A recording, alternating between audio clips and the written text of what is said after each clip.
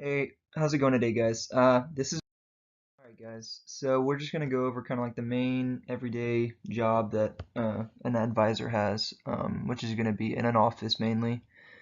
Usually at a bank or firm of some sort. You can actually get there's a lot of places. These are just a few examples. Or you can, personal advisors or some are self-employed. I mean, it could just vary. Insurance firms all the way to corporations. Um, I mean, their main job is to meet with clients or personnel to discuss their financial goals and what they want to do towards the future. It can range as far as, from investing for retirement or for college savings for their future children down the road. It can all vary. Let's go ahead and check out this next slide. So what the job is like, just what it kind of consists of on a weekly basis. Out of 3 to 10 advisors, statistically showing, work about 40 hours a week plus. So for the most part, it's a full-time job, absolutely. In the evenings, they're going to be pretty much doing a lot of meetings and handling a lot of business work then. And then they usually meet up on the weekends with their clients, obviously whenever they're free or after work, whenever that occurs.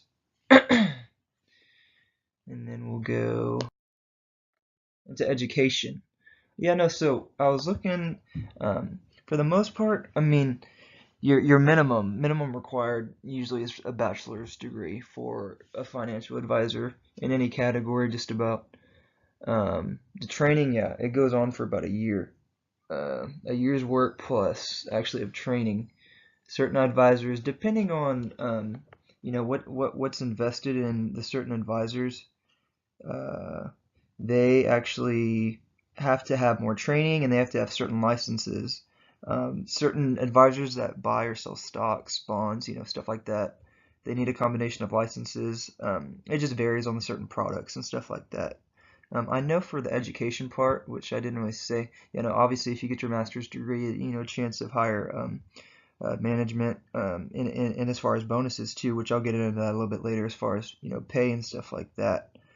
Um, no, but I mean the certifications pretty much run just on the reputation, and it can help bring new clients as well if you do have a certification. So sometimes that's a plus, even though it might not be needed, but it can help your reputation as well.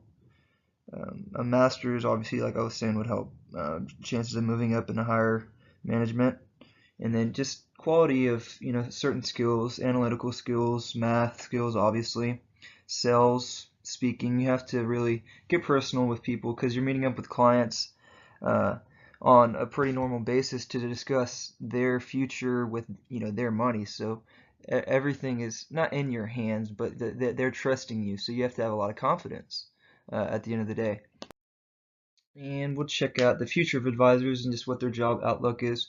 I tried to get a chart to put here, and for some reason I couldn't. It wouldn't let me customize it to whatever I wanted it to, so that's why those gaps are there. But this advisors are projected to grow over years due to just faster growth of our population, and then majority of growth will take place with personal financial advisors.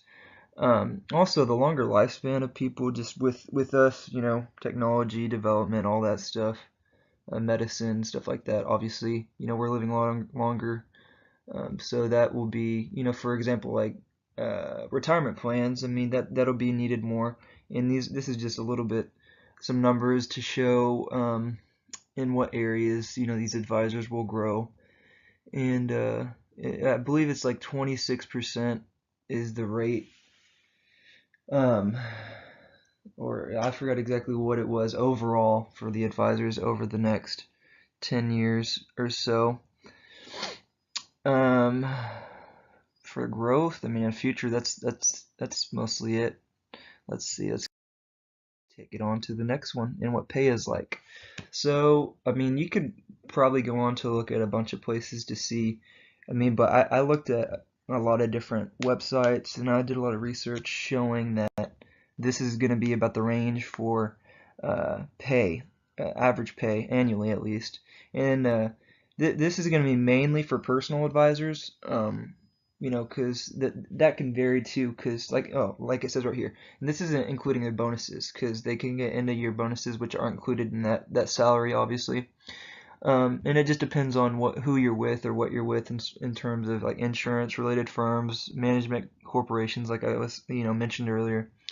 Most of these advisors that work for the firms or are personal clients, they're going to be charging them for dealing with their assets and managing those when visiting them. So that'll work, through their favor, for the most part.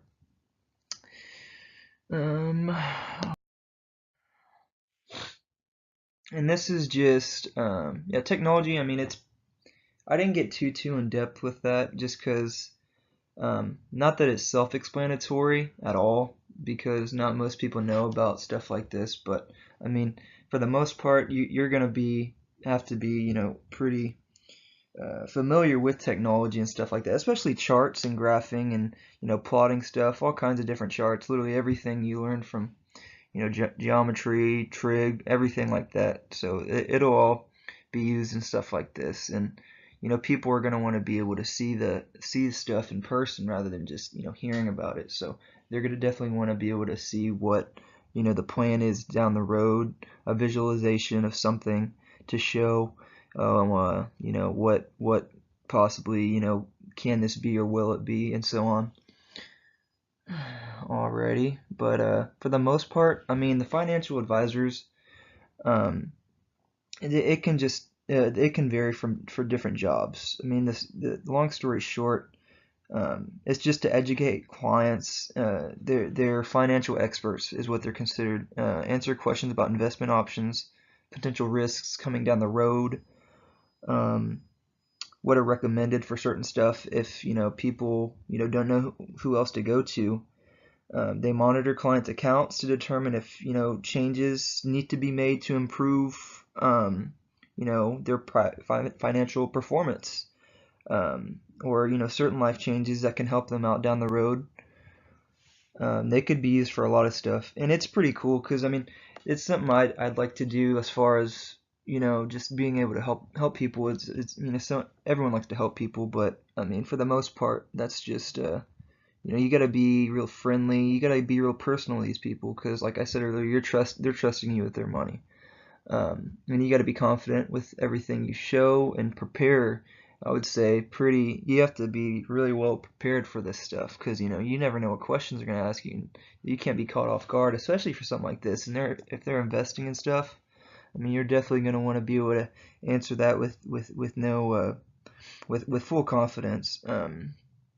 I mean, but for the most part, you're just monitoring their accounts and all the way up to answering any investment questions they have or helping them as far as financial stability for the future, trying to better them for the long term and for even their children, possibly to their grandchildren. So yeah, it can all just vary, but that's just kind of a little bit of an idea of what financial advisor is. You can get way more in depth, but I could probably go on for about 30 minutes and talk about that. So I'm a little bit over the time. I'll go ahead and let y'all go, and I appreciate it.